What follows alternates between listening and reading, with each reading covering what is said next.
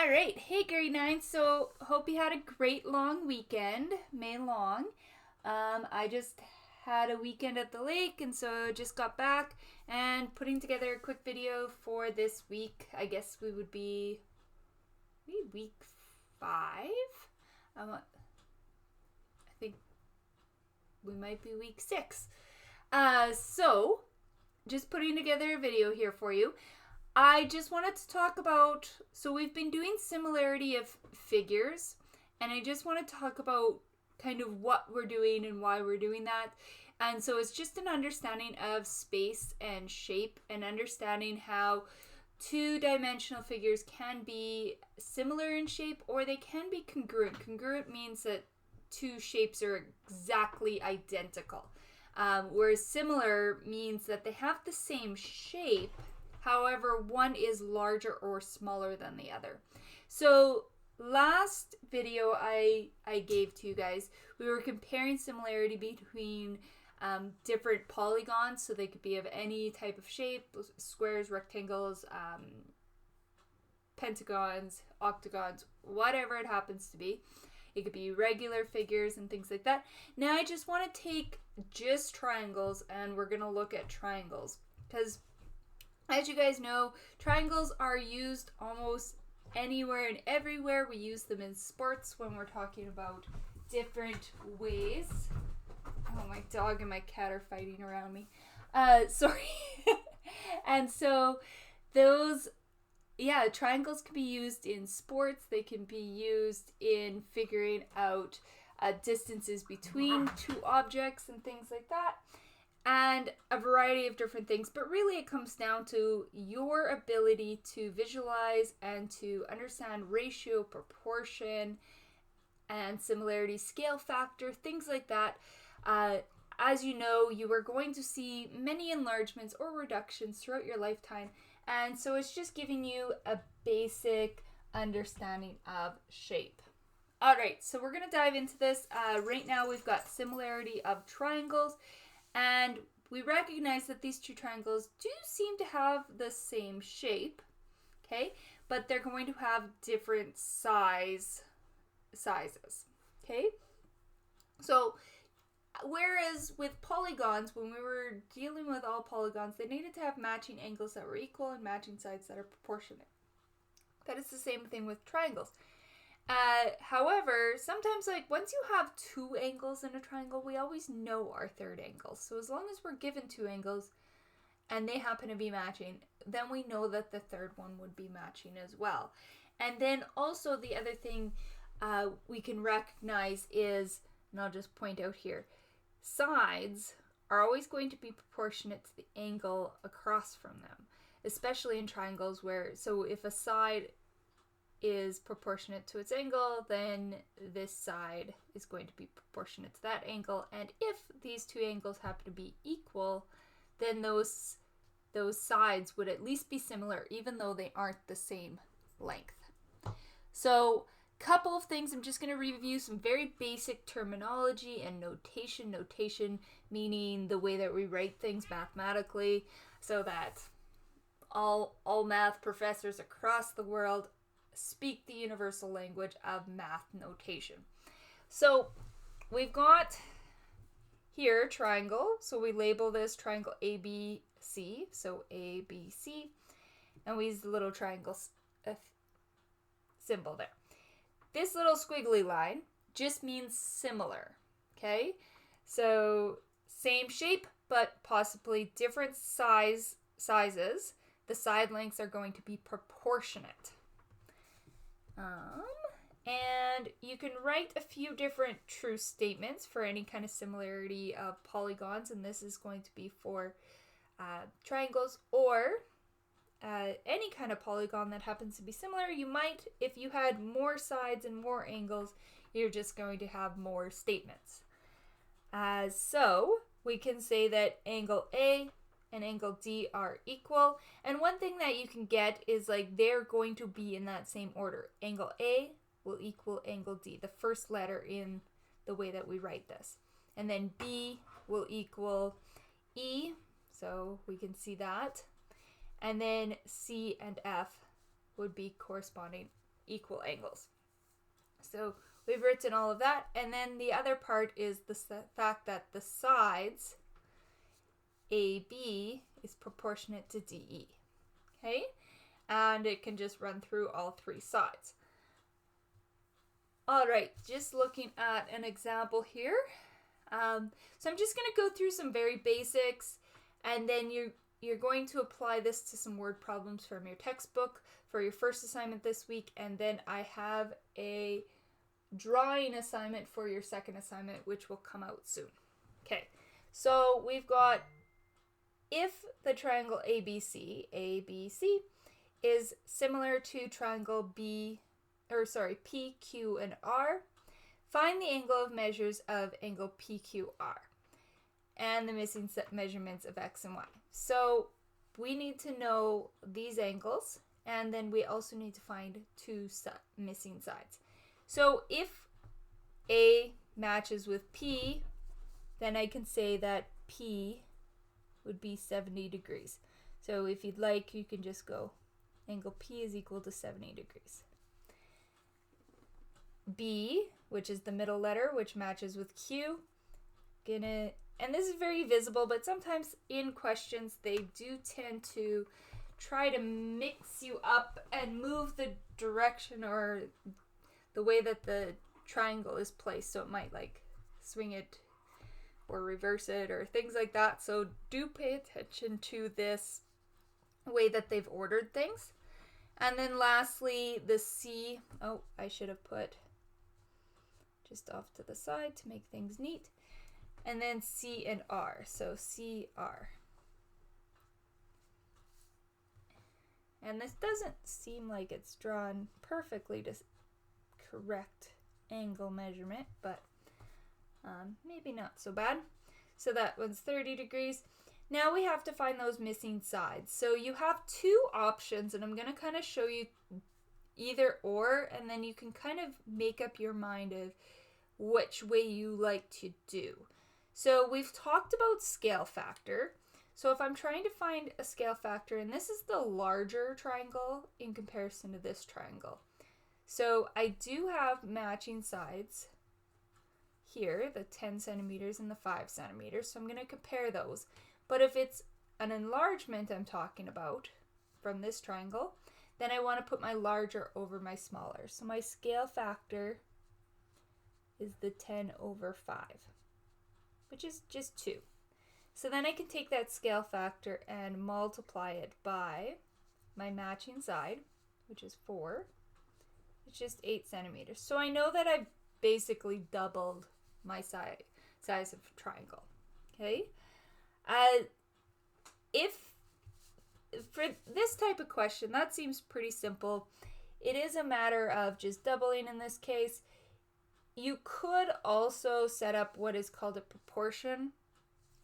So another way. Okay, so that's a good solution for X. Okay. Another way you could set that up is think about proportion. So 10 over 5 is equal to X over 4. And then you can do cross multiplication. 10 times 4 divided by 5, that's 40. Divided by 5 is 8. Okay, so X equals 8. So you choose your method and then just stick with that method, okay? And then we still just need to find Y. So now we're doing a reduction. It's a smaller. It's going to be, instead of doubling the size, it's going to be the opposite. We're going to go scale factor the 5 over the 10, which we know is 1/2 or 0.5. And we're just going to go ahead and take its matching side. So 6 times 1/2 is equal to 3 centimeters. That will equal Y.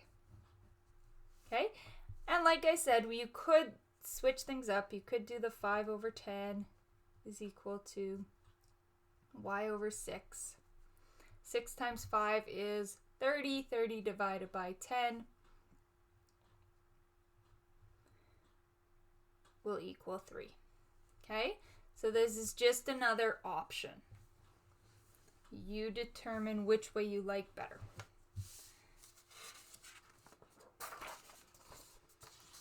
Couple more here.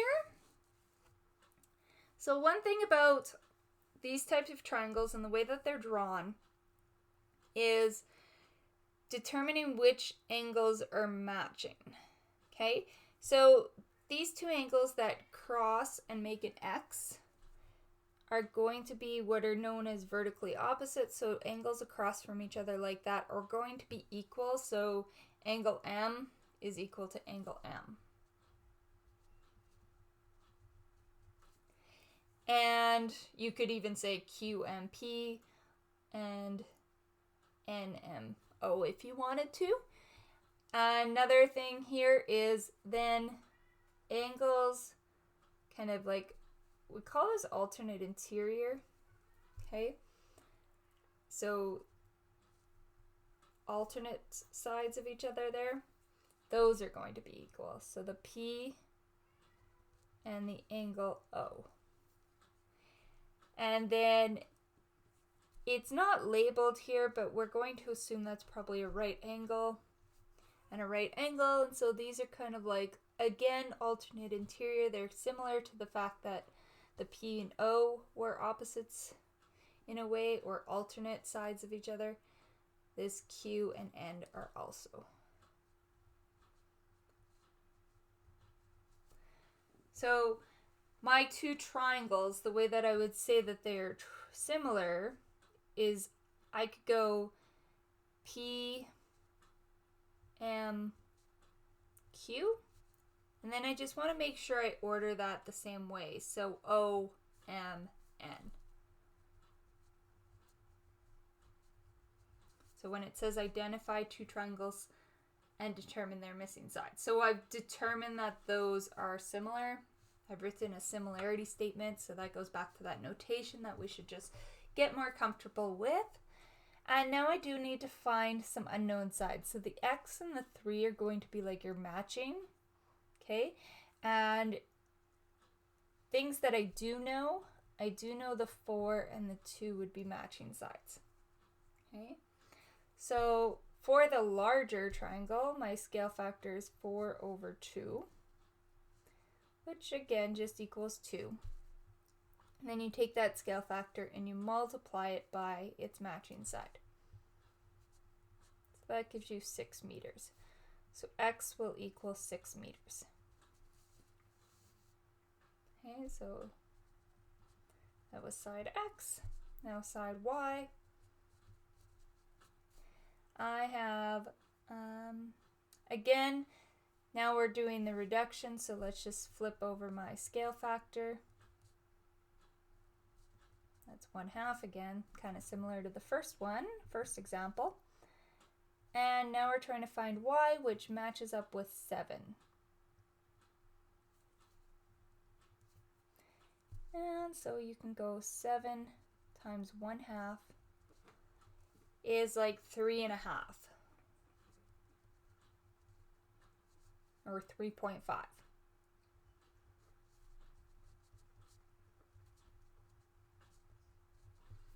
All right, and just moving into your last two examples here before I get you going.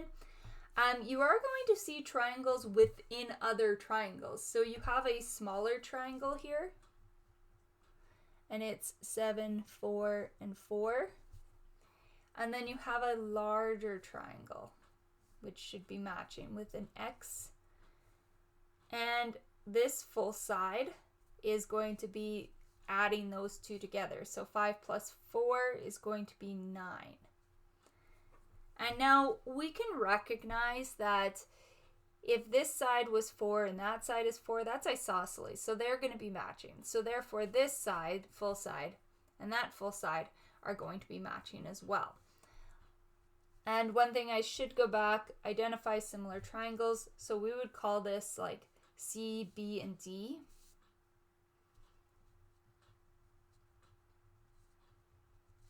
Is similar to, you could use that same C, but now it's going to be AE.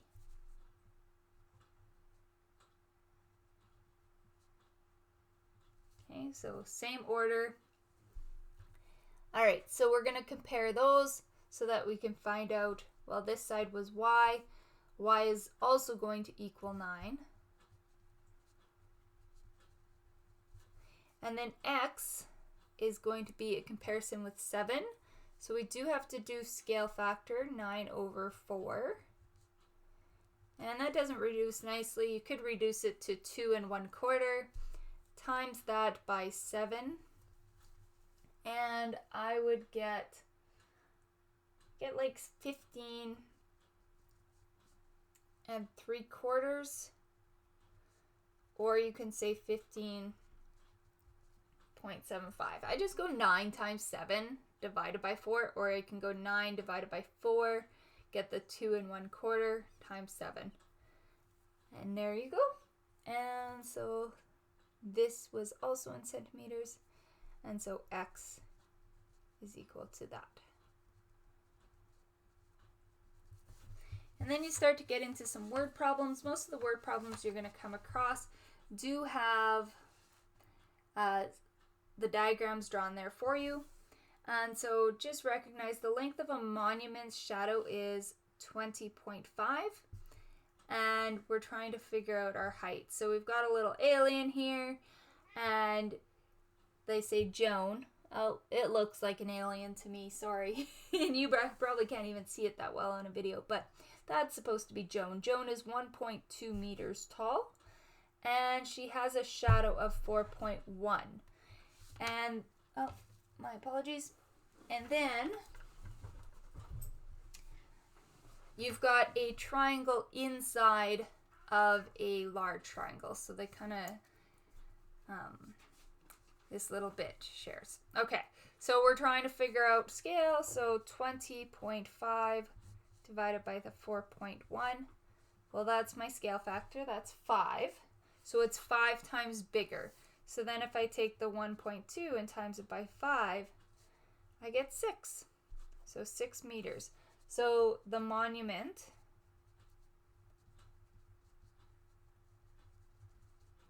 is 6 meters tall. Okay, I am going to leave it at that. You are going to have a textbook assignment today, and then later this week I will be putting up another assignment, probably on Wednesday or Thursday.